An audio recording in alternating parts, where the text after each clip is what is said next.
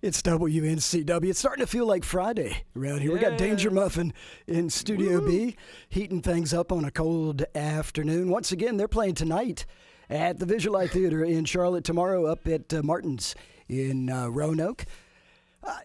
Gosh, talking about frequencies and strange interdimensional travel by by insects and things. I got to pick your brain because I know that you guys are very holistic minded. And have you ever gotten into, or maybe I should just ask for your thoughts on music therapy and sound healing and brainwave entrainment? Is that things that you guys actively think about when you're constructing music? Well, sure. I think it's everything is energy and everything is frequency. I mean, I think that's pretty much what we're all working toward understanding these days. So I think it's very important.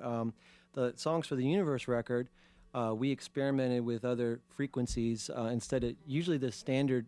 This may get a little technical. The standard tuning for A is 440 hertz, right. And that's a relatively recent thing. So there are some older frequencies that some people believe to be very legitimate, like 432 and another one 444. And they both seem to be, there's all this talk about whole number frequencies for all the notes in the scale. It seems like a more cohesive sound. But for us, we just tried it and it felt right. So we just kind of rolled with it. Right. And I'm working in microtones and all sorts of things like that. I think so, yeah. I know a lot of folks that are into brainwave entrainment and such are very particular about frequency level.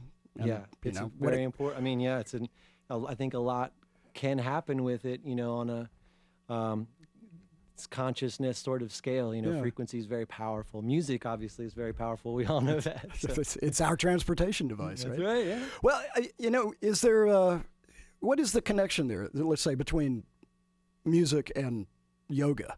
I mean, is it simply being present, or is there something else, I guess? I think that maybe there's more. What do you think about that, Mike? Well, that's a good question, man. Yeah, you got me thinking all kinds of things right now. But, really vibration and, focus. I mean, I feel like there's times, when I'm playing music where I don't even know what I'm doing, but I'm in this deep breathing cycle, and I'm focusing so heavily on what I'm doing that it's just flowing through me in this way that's kind of really just awesome and magical, Yeah, and beyond mechanics. Yeah, it's far beyond. Spiritual, It's so I think maybe with yoga, which I would say I'm certainly an amateur at that, but there's moments as well where you can sort of get in tune with your body and your mind in such a way where your focus is so heavily and sort of present that you just reach a place that's really healing. Right.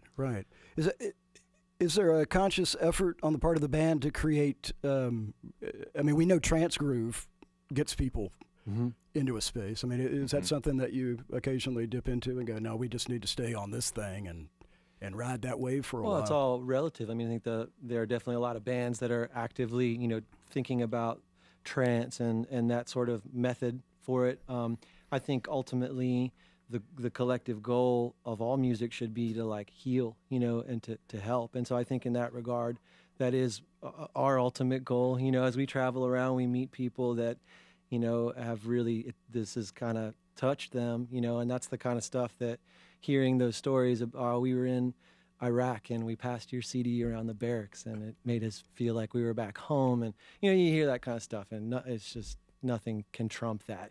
It justifies it all. Absolutely. So once again, you're up in Madison, right? And everybody else is still down on the coast. I guess we should bring up at this point the big April gig.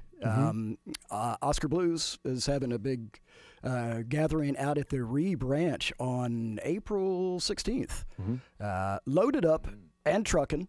It should be a hoot. There's a lot of camping going on, and it's a big food truck competition. But I understand that you guys are involved in that. We are. Yeah.